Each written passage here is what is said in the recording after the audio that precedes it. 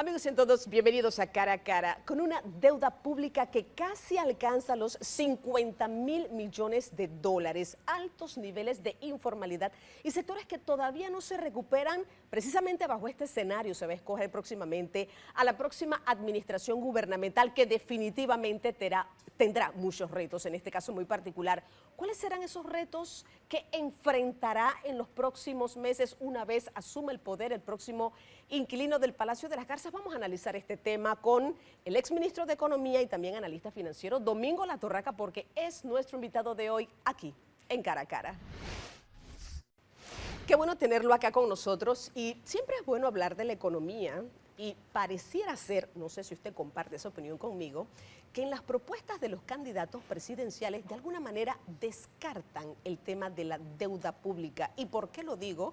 Porque hay muchas propuestas que están enfocadas al crecimiento, desarrollo, generación de empleo, pero si no ponemos, licenciado Latorraca, la casa en orden al principio, yo creo que no podemos llegar a realizar esas propuestas. ¿Qué enfrenta puntualmente la próxima administración gubernamental en torno a la economía de nuestro país? Y vamos a arrancar con esta pregunta. Bienvenido a Cara a Cara. Muchas gracias, Dorcas. Gracias por la invitación y lo voy a separar en dos. Primero, el contexto económico, cómo está la economía, y hace pocos días publicaron los resultados del año 2023 y creo que todos los que analizamos estos datos nos sorprendimos de lo que, a pesar de el quiebre en la actividad económica de octubre-noviembre, el año terminó relativamente bien con un crecimiento aproximadamente de 7%, lo cual es extraordinario para el contexto que atravesamos, sobre todo en los últimos meses del año.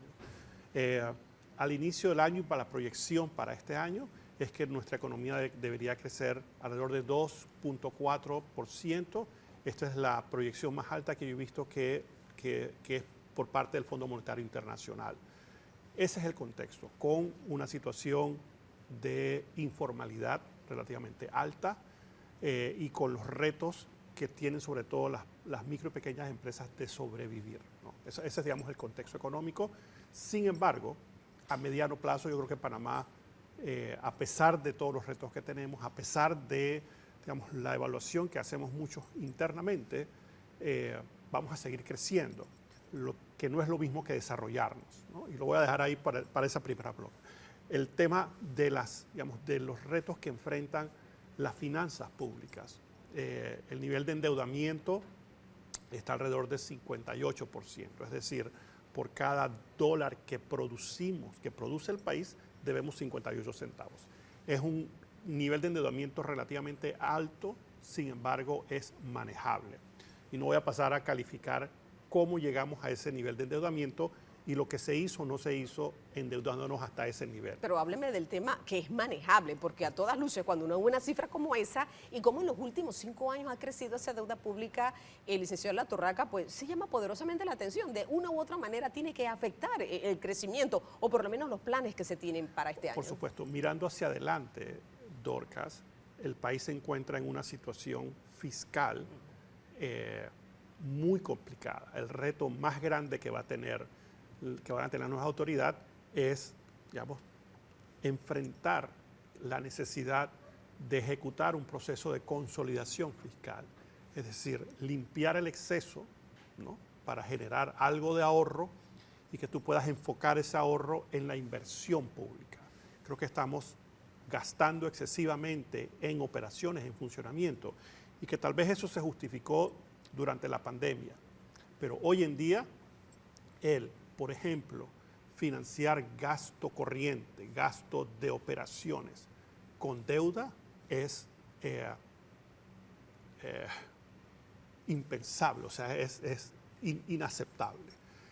El financiamiento debe estar enfocado en los proyectos de inversión, en mejorar la productividad del país. Y ese va a ser el reto, a mi juicio, y más importante que tiene las nuevas autoridades, digamos, en los primeros 12, 18 meses. El poder ejecutar un proceso de consolidación que requerirá, como te digo, buscar muchísima eficiencia en el gasto y poder, para financiar, darle financiamiento a una serie de proyectos y propuestas que hemos estado escuchando para poder darle viabilidad financiera. Aparte, por supuesto, Dorcas, del reto gigante estructural que tenemos con la Caja del Seguro Social y el programa de invalidez, vejez y muerte, que requiere, si no se hace nada, y ningún candidato salvo uno se ha atrevido a decir que tenemos que aumentar la edad de jubilación, que tenemos que hacer más aportes y que tenemos que aportar por más tiempo, porque la situación, la realidad de las personas hoy en día no es la realidad de los años 50, 60, cuando se diseñó este programa de pensiones. Vivimos más tiempo, trabajamos más años. Así que yo creo que esa realidad vamos a tener que enfrentarla, porque si no, y ya eso está estimado, el Estado va a tener que hacer aportes anuales de 3.000 millones de dólares. Y eso, con las condiciones financieras que tiene el Estado hoy en día, creo que es muy, muy difícil. Claro, y yo creo que vamos a entrar todavía en el próximo bloque un poco a desmenuzar lo que usted está planteando en este momento. Ahora, por su experiencia, y lo digo en el sentido de que cada vez que viene una gestión nueva, se hacen promesas, pero terminamos en esto que vemos. Este aumento de deuda, termino este bloque y cierro con este tema. Y usted decía, no entro mucho en el detalle, sí, licenciado Latorraca, pero ¿por qué llegamos a esos niveles si sabemos que utilizamos lo que tenemos en lo que no debemos y terminamos de esta manera? ¿Esto tiene que ver con compromisos a lo mejor políticos o tendrá que ver con que, porque hay personas muy capaces, bueno, por lo menos así es la confianza que tiene el pueblo panameño de quienes están al frente, por ejemplo, de los temas económicos, los temas financieros de nuestro país, son personas con experiencia. Por ejemplo, está al frente el ministro Alexander, hay que decirlo. ¿Por qué llegamos a esos niveles, a su juicio, y por la experiencia y los análisis e investigaciones que usted realiza? Fíjate, yo fui viceministro de Economía en una situación financiera similar a la que estamos enfrentando hoy, con los mismos retos, la misma estrechez, ¿no? Así que el mensaje número uno es que vamos a salir adelante, vamos a salir adelante y el país tiene la capacidad de hacerlo. Ahora, creo que ha habido un cambio en estos 20 y tantos años y es que el trabajo técnico que se realiza en el órgano ejecutivo a través del Ministerio de Economía y Finanzas, que es digamos, el que consolida en el presupuesto general del Estado las políticas del gobierno, tiene que pasar por un matiz mucho más duro, mucho más político a través de la Asamblea Nacional y la Comisión de Presupuesto, que hoy en día está muy, muy lejos de ser un ente técnico, de ser un ente digamos, de fiscalización, ¿no? Es unas condiciones muy, muy diferentes que hace 20 y tantos años, ¿no? Claro que sí. Vamos a la pausa, licenciada Latorraca, la primera de este bloque. Hablemos un poco sobre esa mentalidad de consolidación fiscal que debe tener la próxima administración. ¿Qué debe pasar una vez asuma la nueva administración gubernamental que va a ser a mitad de año para el final del 2024? Y vamos a ir hablando más adelante también de las listas donde Panamá entra. Yo le digo listas amarillas, rojas, verdes. El tema es que entramos y salimos y qué cosas debemos de mantener, porque no es el tema de salir de listas, sino ser sostenibles. Yo creo que eso es, la sostenibilidad va a ser muy importante y al final del camino esos retos puntuales, los pilares que debe asumir quien realmente quiera dirigir las riendas de este país. Hay mucho que hablar sobre economía, pero lo vamos a hacer cuando retornemos de la siguiente pausa comercial. Acompáñanos, esto es Cara a Cara. Amigos, estamos de vuelta, esto es Cara a Cara. Bueno, usted hablaba de forma general de cómo se encuentra el contexto, específicamente en torno a la economía, pero debe tener una mentalidad de consolidación fiscal quien dirija las riendas del país. Y desglosemos un poco esto, qué necesariamente se necesita si nosotros queremos ir ajustando y poniendo realmente las cosas en orden en nuestro país, si dentro de 5 años, licenciado Latorraca, queremos tener un mejor país, ¿no? El proceso de consolidación fiscal requiere, digamos, un programa exhaustivo de control de reducción y control del gasto. Asegurarnos que cada dólar que los contribuyentes pagan en impuestos es invertido y no malgastado. Y eso es un reto grandísimo que va a tener, que tiene continuamente todas las administraciones y que va a tener especialmente el nuevo gobierno. El peso de la deuda digamos, los pagos de intereses, las tasas de intereses han aumentado de manera significativa y eso, por supuesto, consume recursos. Entonces, la eficiencia en el gasto, la eficiencia en los pocos recursos con que va a contar el Estado, tienen que estar muy bien enfocados, uno, y espero que sea así, en darle continuidad a los buenos proyectos que el Estado tiene hoy en día en ejecución, y estoy seguro, por ejemplo, Promptur, ¿no? Que tiene resultados muy buenos, es asegurarnos que ese trabajo se continúa haciendo y que no, como es usual, paramos y decimos, no, es que yo tengo mi receta y es todo lo que se hizo antes no sirve. No, enfocar en esos programas, en esos proyectos que sirven, que están siendo efectivos, mantenerlos y darle continuidad. ¿Cuál otro? Deberían quedarse, por ejemplo. Por supuesto, por supuesto. Y en otro sentido, incorporar aquellos proyectos que están en el listado de propuestas, que están en los planes de gobierno de los candidatos para asegurar que se incorporan esas ideas dentro de un contexto financiero del presupuesto anual de Estado bastante complejo y bastante restrictivo, ¿no? Claro, pero ahora, habrá muchos que quedarán por fuera también, y aquí es donde entra la administración de las decisiones que se van a tomar, es decir, qué se queda y qué no se queda, y ya sabemos, licenciado Latorraca, que en un año electoral, con el presupuesto que se ha aprobado, mucho se utiliza antes de que venga la próxima gestión. Es decir, no es que va a quedar todo el presupuesto como cuando arranca así desde un año cero una administración gubernamental. Estos son parte de los retos que va a tener, me imagino, la próxima administración, ¿no? Sin duda alguna, la ejecución del presupuesto es un reto. Ahora, la propia ley de presupuesto establece que ese presupuesto solamente se puede ejecutar hasta un 50% hasta el cambio de gobierno, ¿no? Entonces, en cierta forma se reserva la mitad del presupuesto para que el Estado pueda seguir ejecutando. Y creo que hubo todo un debate sobre si el proyecto de presupuesto estaba inflado. No sé si recuerdas, cuando se presentó justamente para inflar esa mitad que puedo gastar. Y eso se corrigió en cierta forma. Yo creo que el Ministerio de Economía y Finanzas hizo un esfuerzo importante para corregir ese sobredimensionamiento que tenía el presupuesto. Ahora, independientemente de cómo quedó finalmente el presupuesto, para la nueva administración, el reto de esa transición, el darle continuidad a la ejecución, que el país no se pare mientras los nuevos equipos aprenden a ejecutar. Eso es un reto también siempre para cada administración, y es muy importante para efectos de mantener un nivel de crecimiento, de vuelta al primer punto que me preguntaste, que sea lo más alto posible. Y por supuesto el Estado y lo que invierte el Estado es un factor importante hoy en día en el Producto Interno Bruto, y es muy importante, digamos, que esa gestión continúe, y no solamente la gestión financiera, sino la gestión de operaciones, nuestros trámites que hacemos, que eso pueda continuar ejecutándose para que el país no se aguante hasta que las nuevas autoridades aprenden a ejecutar. Claro. Ahora, como analista financiero y conocedor de este tema, ¿qué a usted le preocuparía? A ver, cerramos con un 7.3% de crecimiento, de acuerdo a las perspectivas que existen o expectativas para este año, pudiésemos cerrar con un 2.4%. Sin embargo, siempre tenemos esta disyuntiva, crecimiento económico versus cómo eso permea en la población. Hay un rango y una distancia muy grande entre una cosa y la otra.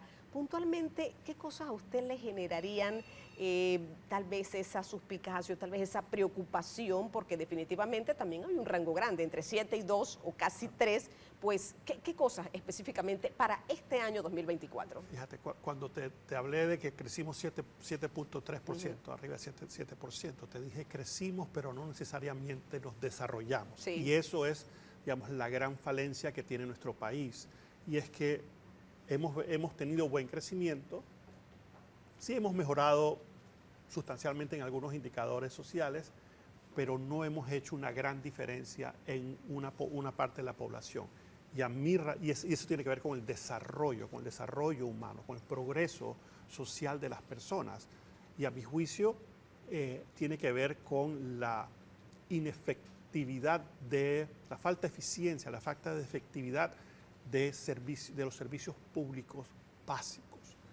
Comenzando, y yo sé que sonó como una cantaleta, pero con la educación pública, ¿no? Nosotros necesitamos transformar la educación, nosotros tenemos que reeducar a nuestros educadores para que ellos puedan educar con con mejores capacidades a los niños y a los jóvenes, porque Panamá va a seguir creciendo por la posición donde estamos.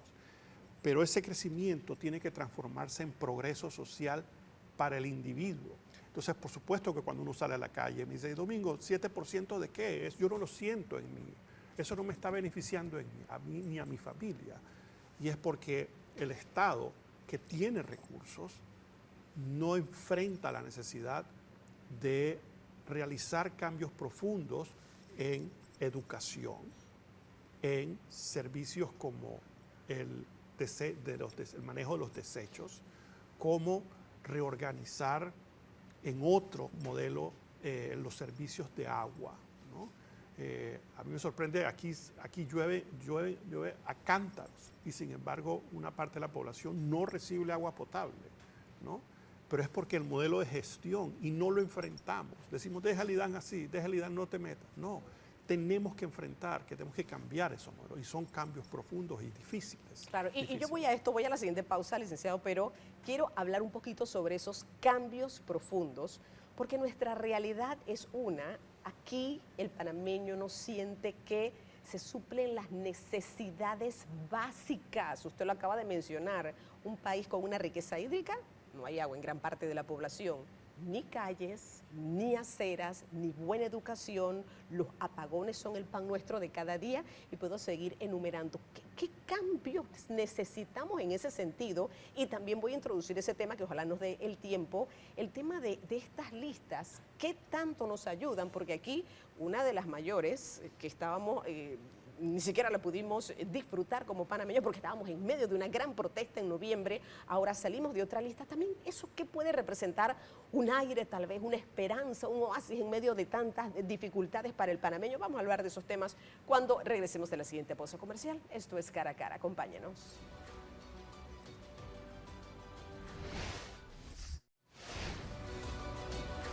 Amigos, ya estamos de vuelta, esto es Cara a Cara. Termine de definir esos conceptos o cambios profundos, el licenciado Latorraca, de acuerdo a su experiencia, que sí son importantes en nuestro país. Y vuelvo yo al punto original. Promesas, populismo, ¿qué tanto de eso al final del camino se puede cumplir tomando en cuenta que hay una deuda pública importante, pero también hay un crecimiento importante con el que cerró el 2023, pero que no se traduce para el panameño?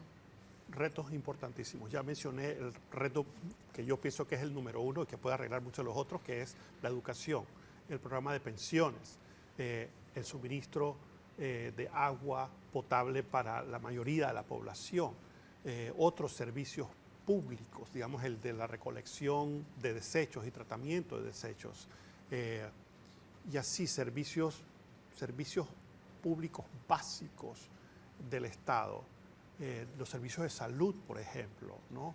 Cómo tenemos un hospital con primera tecnología, pero no tenemos a los equipos, no tenemos a los suministros para que le presten servicio a la población. Pero esta administración patea el balón para la Caja del Seguro Social, patea el balón para el tema del vertedero del Cerro Patacón. Es decir, hay que primero corregir eso para poder entonces traer las nuevas ideas, ¿no? Hay que enfrentarlo. Y son temas muy complicados, Dorcas. No son temas sencillos, son temas estructurales muy complejos que requieren mucho manejo, mucho entendimiento.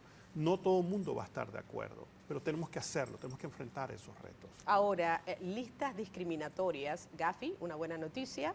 Esta semana recibimos otra buena noticia. ¿Cómo se traduce eso para el panameño? Mira, es una súper buena noticia, porque el estar excluidos de estas listas discriminatorias, y hay listas discriminatorias básicamente por dos temas. Temas de impuestos, ¿no? Y ahí lo que es muy importante es el intercambio de información cuando nos la solicitan, y los países no nos están pidiendo que recolectemos impuestos por eso. Eso es una falacia. Lo que están es diciéndonos, estamos investigando a esta persona que es ciudadana mía, por favor, contribuye, investiga y pásame información. Ese es un tema. El otro tema tiene que ver con blanqueo de capitales y financiamiento del terrorismo. Y ahí también tenemos que asegurarnos que los logros alcanzados, en ambos casos, los mantenemos, que la implementación es efectiva. Y hoy en día lo que tenemos que asegurarnos es que la información que nos solicitan, tenemos la capacidad y sabemos dónde está ubicada, la vamos, la buscamos y la transmitimos con eficiencia a nuestras contrapartes, que son las autoridades en los otros países. Eso va a ser clave para mantenernos fuera de la lista. Eso facilita la llegada de inversión extranjera y eso da confianza en el inversionista. Por eso es muy importante que este logro, que es importante, que es positivo para el país, lo mantengamos y no perdamos el rumbo, no cambiemos a los equipos. ¿No? Ahora es el cambio de gobierno, claro. ¿no? que eso siempre Sostenibilidad, licenciado, sostenibilidad en lo que se hace bien. Oiga, aprovecho solamente un minutito final. Actividad económica, usted realiza cada cierto tiempo una encuesta. ¿Cómo salimos en la última, por ejemplo? ¿Qué dice el panameño en esa encuesta? Mira, hacemos este sondeo y es un sondeo de actividad económica y preguntamos rápidamente a los participantes cómo están tus ventas, ¿no? Por supuesto, octubre y noviembre fue muy bajo, el año había sido relativamente bueno, claro. El 2023. Diciembre una muy fuerte recuperación, enero fue más o menos, febrero fue un poco lento, ¿no? O sea, estuvimos mejor en enero que en febrero. Estuvimos mejor en enero que en febrero, ¿no? Tenemos que ver qué pasa en marzo. Tengo la esperanza de que haya una recuperación, pero el indicador principal que tenemos de febrero es el más bajo en los últimos 12 meses, si excluimos octubre y noviembre, que fueron meses. ¿Será por el tema electoral a lo mejor? Hay cautela, siempre cuando viene el tema electoral hay como un impasse allí, la gente se queda un poco quieta. En ciertas actividades puede ser eso, ¿no? Digamos, yo voy a esperar un poquito las inversiones. En general, sin embargo, nosotros hemos analizado el crecimiento económico, las cifras oficiales, no de nuestros sondeos, sino las cifras oficiales y los procesos electorales, algunas bajan, algunas suben y el efecto es neto, el efecto es neutral. Entonces la economía sigue su ritmo que venía y va a seguir. Así que volviendo al sondeo, esto es un ejercicio que hacemos todos los meses y nos da una buena medida de cómo están los grupos de diferentes actividades. Claro, bueno, esperemos mejorar en marzo, ¿no? Por el bien de todos los panameños.